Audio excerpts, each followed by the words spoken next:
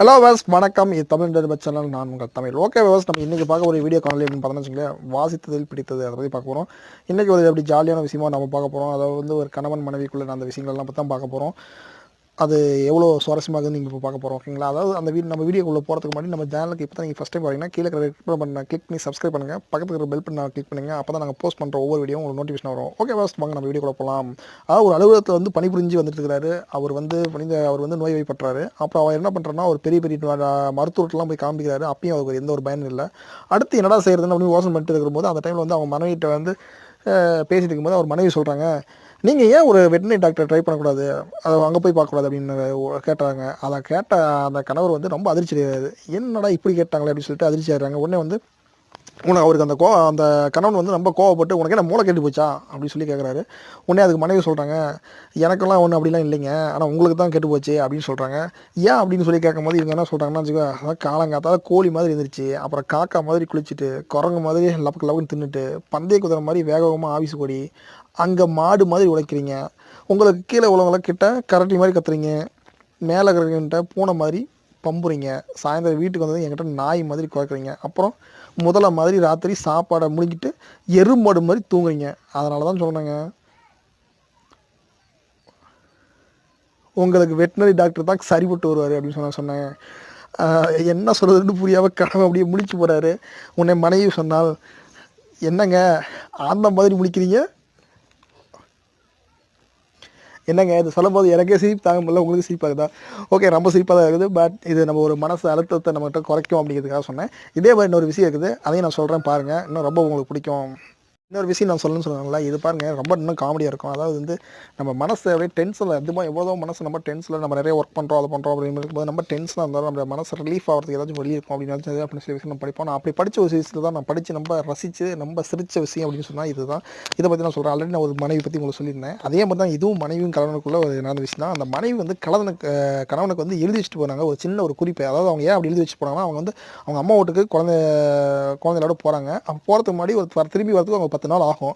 அதனால் அந்த 10 நாள் வரதுக்கு முன்னாடி நம்ம இதை நம்ம ஹஸ்பண்ட் சொல்லிட்டு போகணும் அப்படின்னு சொல்லி அதை எழுதிக்கிறாங்க.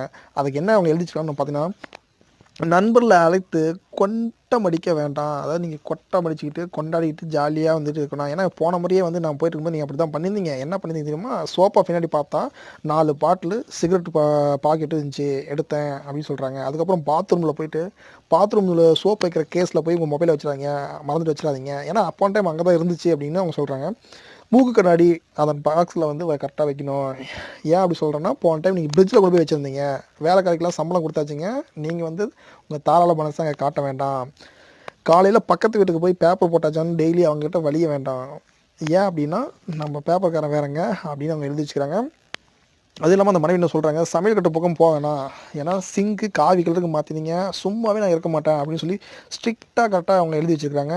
அது மட்டும் இல்லை, சாமி படத்துக்கு விளக்கேற்றுங்க 2 ஸ்லோகம் சொன்னால் நாக்கு ஒன்றும் வெந்துடாது அப்படின்னு சொல்லியிருக்காங்க. அது மட்டும் இல்லாமல் வாக்கிங் போகிறப்ப டிஷர்ட் போட்டுக்கிட்டு டிஷர்ட் போட்டு போங்க, அதாவது ஜிப்பாலாம் போடாதீங்க. ஏன் அப்படின்னா, நீங்கள் போடுற ஜிப்பா வந்து என்னுடைய சுடிதார் மாதிரி இருக்கிறதுனால பக்கத்தில் ஒரு அனிதா கூட சிரித்தாங்க அப்படின்னு மாதிரி அவங்க சொல்கிறாங்க. அதெல்லாம் மாதிரி ஃபுட் கூப்பன் இருக்குது பார்த்தீங்கன்னா, அதோட கிரெடிட் கார்டு நான் எடுத்துகிட்டு போகிறேன், உங்கள்கிட்ட இருக்காது, அதனால் நீங்கள் பீரோவில் வந்து தேடாதீங்க அப்படின்னு சொல்கிறாங்க.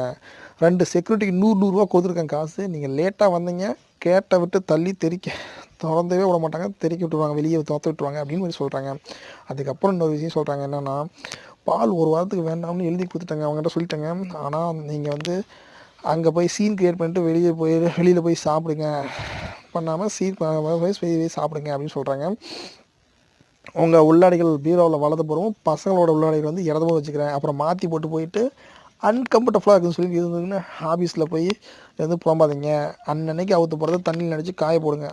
வளர்த்தவங்கள சொல்லணும், தூங்கி இருந்தால் உடனே பால்கில் நின்றுக்கிட்டு பல் தேய்க்காதீங்க. ஏன் பல் தேய்க்காதீங்க அப்படின்னு சொல்கிறாங்கன்னா, ஏஎம்மா பிஎம்மா கூட தெரியாமல் கன்ஃபார்ம் பண்ணிக்கிட்டு முதல்ல பார்க்க நிற்குவாங்க. உங்கள் மெடிக்கல் ரிப்போர்ட்லாம் கரெக்டாக இருக்குது, அந்த லேடி டாக்டரை போய் நீங்கள் பார்க்க வேண்டிய அவசியம் இல்லை. பாருங்கள் என்ன உசாராகிறாங்க இந்த மனைவியெல்லாம். அதே மாதிரி இன்னொரு விஷயம் சொல்கிறாங்க, இதில் இருக்கிறதுலே ரொம்ப பெரிய விஷயம் இது தான். அதாவது என்னுடைய தங்கையோட பிறந்த நாள் போன மாதமே நம்ம அட்டன் பண்ணிட்டோம், முடிஞ்சிருச்சு.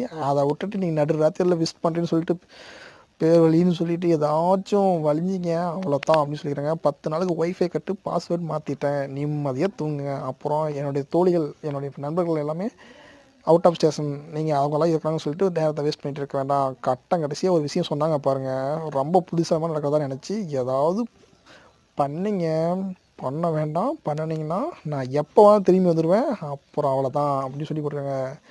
அதுக்கு அந்த ஹஸ்பண்ட் அதை எடுத்து படித்து பார்த்ததுக்கப்புறம் ஃபீல் பண்ணி ஒரு வார்த்தை சொல்கிறாரு பாருங்க, இவளை பொண்டாட்டியாக கட்டுறதுக்கு 2 பொண்டாட்டி வாங்கி தூங்கியிருக்கலாமே, சாப்பிட்டு தூங்கியிருக்கலாமே அப்படின்னு சொல்கிறாரு. ஓகேங்க, இந்த பதிவு பொறுத்தவரையிலும் நம்ம மன அழுத்தம் குறையிறதுக்காக தான் இந்த பதிவு சொல்லியிருக்கேன். ஓகே வாஸ், இந்த வீடியோ உங்களுக்கு பிடிச்சிருந்தா லைக் பண்ணுங்கள், ரொம்ப பிடிச்சிருந்தா ஷேர் பண்ணுங்கள், அதோட உங்கள் கருத்துக்களை கமெண்ட்டில் பதிவு பண்ணுங்கள். நம்ம தமிழ் நண்பர் சேனலுக்கு சப்ஸ்கிரைப் பண்ணுங்கள். தேங்க்யூ.